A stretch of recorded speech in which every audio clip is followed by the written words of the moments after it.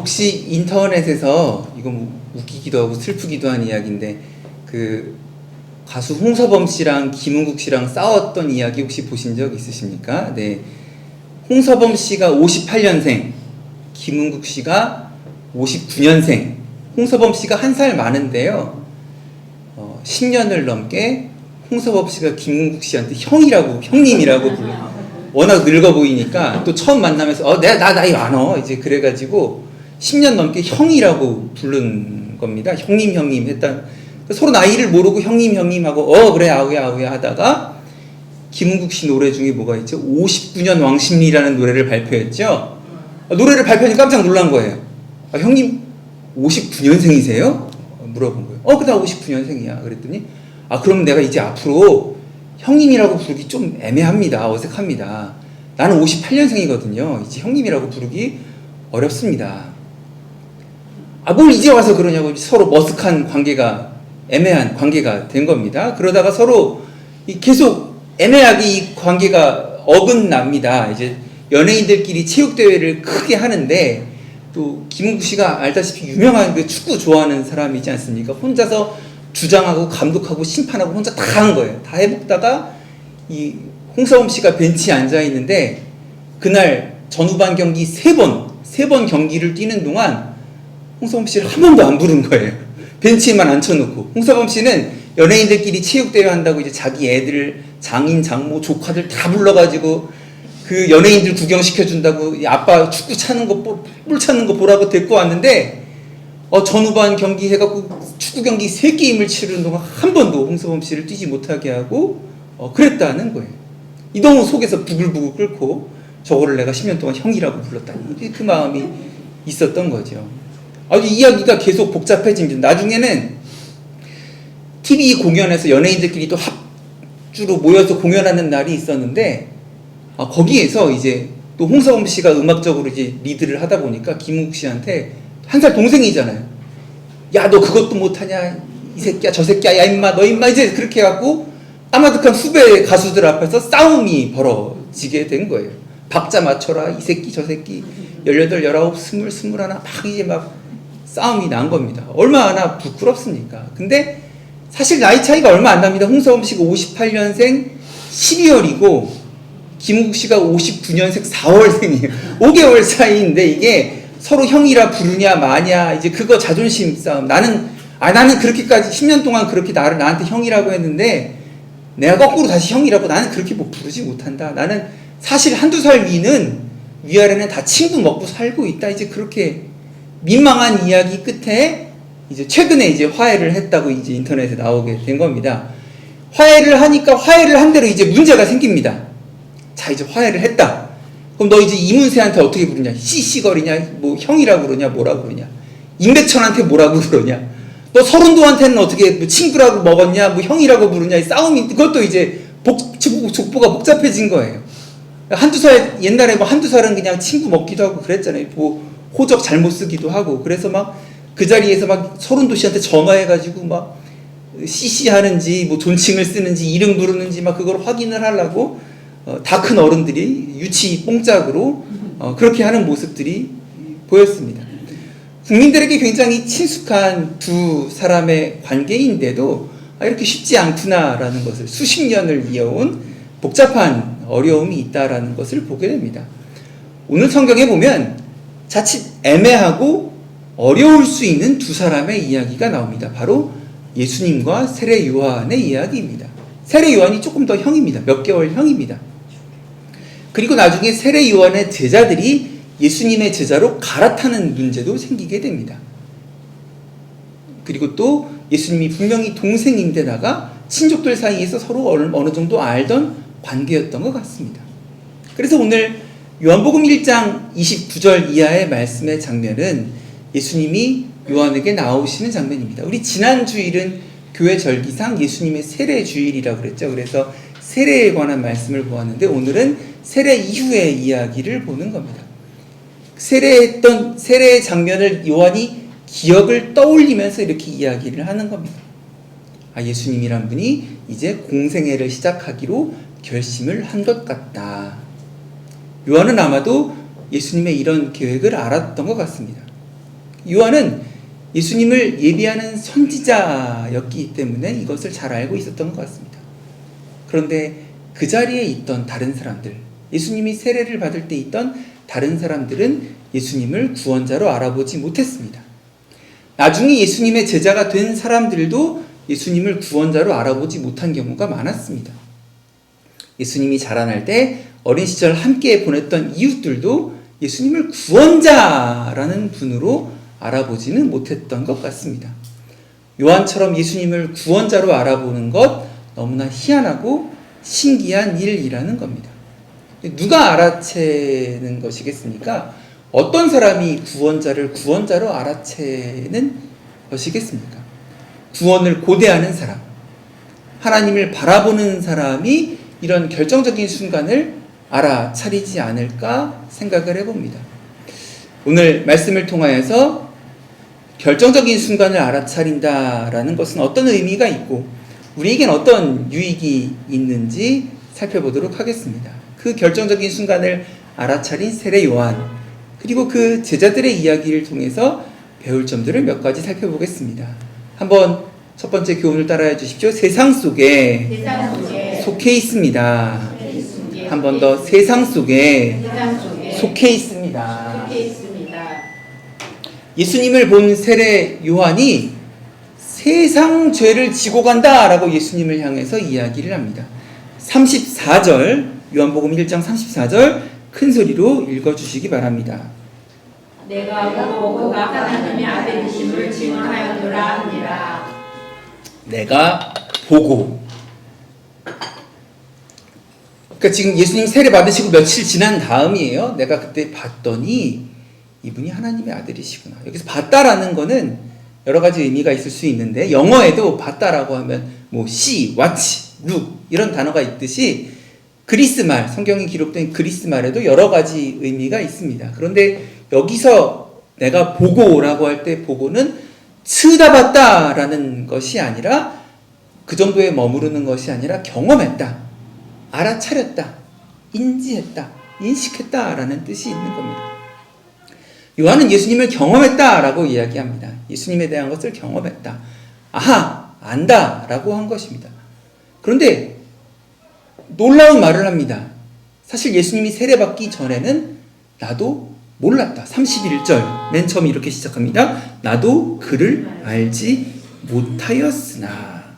33절 나도 그를 알지 못하였으나. 세례를 받을 때 알게 되었다는 거예요. 예수님이 얼마나 평범한 분이었는지, 아니 평범 이하의 사람이었는지를 한번 우리는 상상해 볼 수 있을 것 같습니다. 요한은 알아차리지 못했습니다. 성령이 하늘로부터 비둘기처럼 온 것을 보고, 언제? 세례받을 때 그것을 보고, 그것을 봤더니 이제 내가 알겠다, 이제 내가 그것을 경험했다라고 이야기하는 것입니다. 그가 경험한 예수님은 어떤 분입니까? 29절 세상 죄를 지고 가는 하나님의 어린 양. 29절 다시 한번 읽겠습니다. 이튿날 요한이 예수께서 자기에게 나오심을 보고 이르되 보라, 세상 죄를 지고 가는 하나님의 어린 양이다. 아멘. 이튿날, 무슨 이튿날이죠? 세례받고 이튿날 요한이 예수께서 자기에게 나오심 보고, 야, 내가 며칠 전에 세례를 줄 때 봤더니 저분이 바로 세상 죄를 지고 가는 하나님의 어린 양이셨더라 라고 자기 가까운 제자들에게 이야기를 하는 것입니다. 세상 죄를 지고 가는 하나님의 어린 양. 세상 죄를 지었다. 예수님이 감당하신 죄에는 당연히 우리의 죄도 포함되어 있습니다. 아니라고 하실 분 있으십니까? 아니요. 예수님은 세상의 죄를 지고 가셨어요. 우리 모두의 죄를 지고 가셨어요. 우리는 여전히 세상에 속한 사람이라는 것을 기억해야 합니다. 아무리 우리의 신앙이 깊고 교회를 오래 다녔습니다, 나 믿음이 굉장히 셉니다, 강합니다, 나 목사입니다, 전도사입니다, 아무리 나름대로 자신의 믿음을 자랑한다 할지라도, 자신의 교회 다닌 것을, 신앙이 강한 것을 자랑한다 할지라도 인정해야 할 것이 있습니다. 바로 우리가 세상에 속한 죄인이라는 것입니다. 그리고 더 중요한 사실, 하나님이 그 세상을 사랑하셨다라는 것입니다. 요한복음 3장 16절 하나님이 세상을 이처럼 사랑하사. 보라 세상 죄를 지고 가신 하나님의 어린 양이다 라는 말씀은 이렇게 세상을 사랑하신 주님의 마음을 알게 하고 또 우리가 그 세상 속에 여전히 속해 있다라는 것을 기억하게 하시는 말씀이라는 것을 가슴에 새기는 저와 여러분 되셨으면 좋겠습니다. 한 번 더 따라해 주시기 바랍니다. 우리는 세상에 속해 있습니다. 한 번 더 우리는 세상에 속해 있습니다. 두 번째 말씀의 교훈입니다. 따라해 주십시오. 핵심을 알아야 합니다. 한 번 더 핵심을 알아야 합니다. 세례 요한의 제자들은 예수님에 대해 요한이 하는 놀라운 증언을 들었습니다. 그리고 세례 요한이 하는 말을 가만히 듣고 보라 세상 죄를 지고 간 하나님의 어린 양이라고 성령이 비둘기같이 저분에게 임했다고 그리고 결정을 합니다. 그러면 이제 우리의 스승인 세례 요한을 떠나야겠다. 저 하나님의 어린 양이라는 저분을 따라가야겠다 라고 결정을 합니다. 이제 예수님을 따르기로 마음을 먹은 거예요. 이렇게 원래는 요한의 제자였던 두 명이 예수님을 쫓아가기로 다가옵니다. 38절, 37절입니다. 두 제자가 그의 말을 듣고 요한의 말을 듣고 보라 세상 죄를 짓고 가는 하나님의 어린 양이다 라는 말을 듣고 37절 예수를 따르거늘 38절 뭐라고 합니까? 예수께서 돌이켜 그 따르는 것을 보고 이제 예수님이 그 두 명의 제자 세례 요한을 버리고 예수님을 따르기로 결정한 그 두 명의 제자들에게 물어봅니다. 무엇을 구하느냐? 그들의 관심이 무엇에 집중되어 있는가 질문을 하시는 겁니다. 아마 예수님 오늘날 우리에게도 물어보실 것 같아요. 무엇을 구하느냐? 왜 여기 와서 앉아 있느냐? 이 아침에 이 주일날 이 아침에 왜 여기 와서 앉아 있느냐? 아마도 제자가 되는 첫 번째 자질에 대한 질문을 이 당시에는 하셨던 것 같습니다. 그런데 이 두 명은 예수님의 질문의 핵심이 무엇인지 몰랐습니다. 왜 그래? 예수님 물어보고 왜 그래? 뭐가 필요하니? 무엇을 원하느냐라고 했을 때 그들의 대답이 무엇입니까? 어디 계십니까? 어느 호텔에 묵고 계십니까? 어느 집에 살고 계십니까? 라고 물어본 거예요. 요새로 치면 너 나의 제자가 되렸느냐? 나를 선생으로 모시려느냐? 그러면 정말로 네가 추구하는 것은 무엇이냐? 네가 정말로 원하는 것이 무엇이냐? 네가 정말로 나를 선생으로 따르는 게 맞냐? 라고 물어본 거예요. 거기에다가 대고 이 제자들이 뭐라고 대답을 한 거예요? 전화번호 좀 가르쳐 주시겠어요? 카톡 친추 좀 해주시겠어요? 라고 이제 이야기를 한 거라는 거예요. 너는 도대체 무엇을 따르길 원하길래 어떤 진리를 원하길래 나를 따르느냐라고 물어봤더니 어디 계십니까? 라고 물어본 거예요. 진리를 찾고 있느냐? 어떤 진리, 어떤 구원을 생각하고 기대하고 있느냐라는 질문이 이 38절에 나와 있는 것입니다. 무엇을 구하느냐? 근데 이 예수님을 따르겠다라고 했던 두 명의 방향이 조금 다르다라는 것을 알 수 있죠. 그래서 빨리 이제 테이프를 되감아서 빨리 결론으로 가보자면 몇 주 전에부터 계속 나눴던 말씀입니다. 34절 말씀 다시 한번 읽어보겠습니다. 내가 보고 그가 하나님의 아들이심을 증언하였노라 하니라. 세례 요한은 이분이 예수 그리스도이시라는 것을 알고 그리스도 메시아 구원자라는 것을 알고 증언하였다라고 합니다. 증언. 그 말을 듣고 사람들이 떠나죠. 세례 요한의 제자들이 떠나고 예수님을 따르죠. 이게 할 일입니다. 이게 증언. 몇 주 전부터 계속 나눴던 것. 증언하는 것이 증언하는 삶으로 이제 무엇을 구하느냐? 이것을 구합니다. 라고 해서 여차저차해서 지나가고 나면은 그 다음에 어떻게 되죠? 이 제자들은 증언하는 증인들의 삶으로 바뀌게 됩니다. 이게 할 일입니다. 이게 세례 요한이 한 일입니다.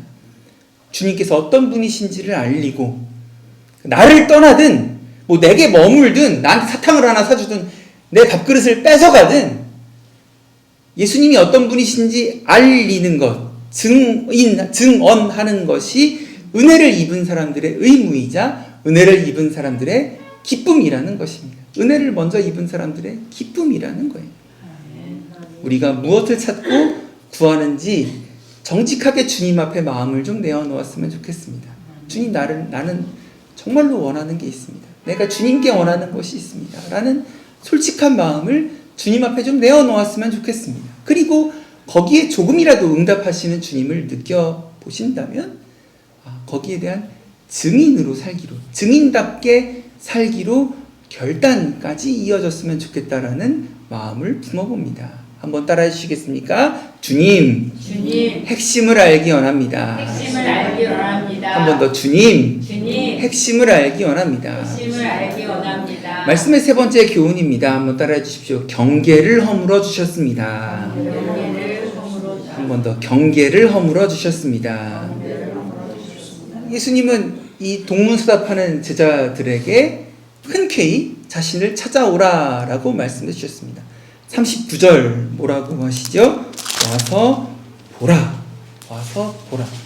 요즘은 어떻죠? 함부로 어디 사세요? 집 주소 어떻게 되세요? 라고 물어보면 어떻게 다 가르쳐 주나요? 안 가르쳐 주죠. 이렇게 어디 가서도 뭐 병원에 가서 주소 쓰라고만 해도 무슨 돈까지만 쓰고 싶지 뭐 자세히 쓰고 싶지 않잖아요. 전화번호 가르쳐 주세요 라고 할 때 함부로 전화번호 가르쳐 주나요? 계좌번호 좀 알려주시겠어요? 할 때 함부로 가르쳐 주나요? 안 그러죠. 그런데 예수님은 자신을 그냥 다 개방하신 것 같습니다. 모든 사람을 위해 자신의 목숨을 내어놓으실 마음이 있으셨던 분이었던 것 같습니다. 자신을 무방비로 열어놓으신 이유는 주님의 사랑과 관심이 어디를 향하고 있는지를 알게 할 수 있는 대목인 것 같습니다. 36절로 조금만 더 거슬러 올라가 보시면은 35절에 보니까 또 이튿날 요한이 자기 제자 중 두 사람과 함께 섰다가 36절 다 같이 읽어보겠습니다. 예수님께서 거니시를 보고 말하되 보라 하나님이 어린 양이로다.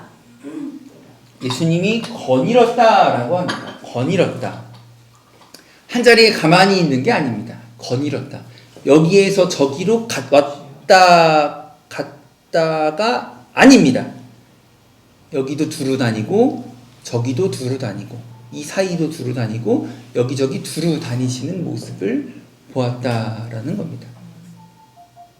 여러분 31절 33절 처음에 요한도 사실은 예수님을 알아보지 못했다라는 말씀을 다시 한번 기억해 주시기 바랍니다. 하나님께서 요한을 깨우쳐 주시고 가르쳐 주신 거예요. 요한이 원래 다 알았다고요? 아니요, 몰랐어요. 하나님이 깨우쳐 주시고 가르쳐 주시고. 그리고 성경 복음서 전체 말씀을 보면 어떻습니까? 예수님이 제자들을 계속 깨우쳐 주시고 가르쳐 주시려고 하는 것을 보게 됩니다. 친히 자신이 계신 곳으로 초청하고 함께 거할 수 있게 주님의 구원을 위해서 완전히 개방하셨던 것이 아마 주님의 마음이 아니었나 싶습니다.